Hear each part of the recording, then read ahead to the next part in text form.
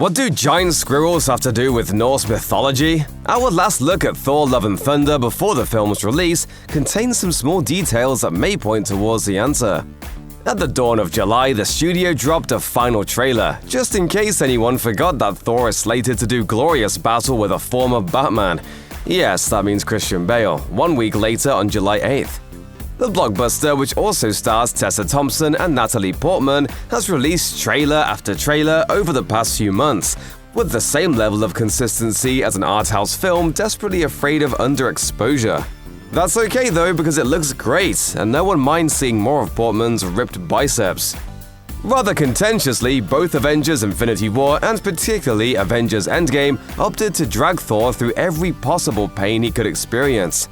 And that's after seeing his entire world wiped out in Thor: Ragnarok, plus losing each of his parents.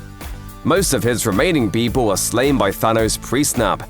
His friend Heimdall was unceremoniously murdered by Thanos, and his brother Loki was strangled by Thanos. The purple space dictator really had it out for the Thor franchise for some reason, and then the latter film proceeded to portray his journey through the aforementioned pain as a joke. Because it's apparently hilarious to see someone turn to food and drink for emotional support. Fortunately, Thor: Love and Thunder doesn't seem to be playing the Thunder God's grief for laughs. Near the start of the newest trailer, viewers are treated to a somber slideshow of people that Thor has lost, including Frigga, his mother. Over the course of these images, Gorr the God Butcher ominously commiserates with Thor, acknowledging the true depth of his loss. In addition to this, it looks as if Thor is desperately attempting to get his life together using meditation, a strict workout regimen, and other ostensibly solid coping mechanisms. Despite the fact that director Taika Waititi is known for trolling anyone and anything he possibly can, it appears as if he's tackling Thor's mental health with all the severity such a topic requires. In previous trailers, viewers were treated to the fact that Thor is still clearly in love with Jane Foster, who is now the mighty Thor, with her ridiculously cool shattered Mjolnir. That, along with the title of the film, has long suggested that Thor's newest movie will heavily, or at least partially, revolve around his swooning heart. In this, the most recent trailer, there's a quick glimpse of the two Thors holding hands. Well, sort of. They're actually doing the holding pinky fingers thing, which is arguably the cutest way to hold hands. Since it's in the same black and white scale that the well-publicized battle with Gorr is in, it's probably a moment of camaraderie between the two as they mentally prepare to fight for their lives. After all, anyone known as the God Butcher would probably stir a bit of tension in a pair of Thors, so it might simply be them reaching out for some small modicum of comfort.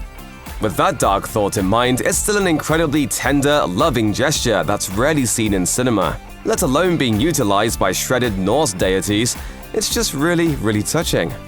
Previous Love and Thunder trailers have notably played with imagery associated with Yggdrasil, the world tree of Norse mythology, and this final release again teases these connections. More specifically, there's a shot in the most recent trailer in which mighty Thor, who's holding the lightning bolt of Zeus, looks as if she's sharing the bolt's power. She could also be slowly murdering all those people, who's to say? The camera angle viewers get is an overhead shot that depicts the bolt spreading through the crowd in an interesting pattern that kind of looks like the aforementioned tree. A detail that studious fans of Norse mythology have almost certainly already taken note of. To be fair, this particular resemblance could be entirely unintentional. But assuming that she's sharing power and not doing a murder, the symbolism would be significant. Yggdrasil is a magic tree that functions like connective tissue between the realms. One could climb the tree to get from Midgard, Earth's realm, to Niflheim, Loki's original realm, provided that Ratatoskr was cool with it. Oh, you don't know Ratatoskr? That's a giant squirrel beast that guards Yggdrasil. Norse mythology is wild.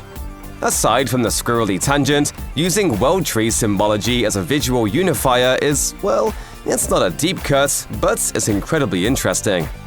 Check out one of our newest videos right here, plus even more Looper videos about your favorite MCU movies are coming soon. Subscribe to our YouTube channel and hit the bell so you don't miss a single one.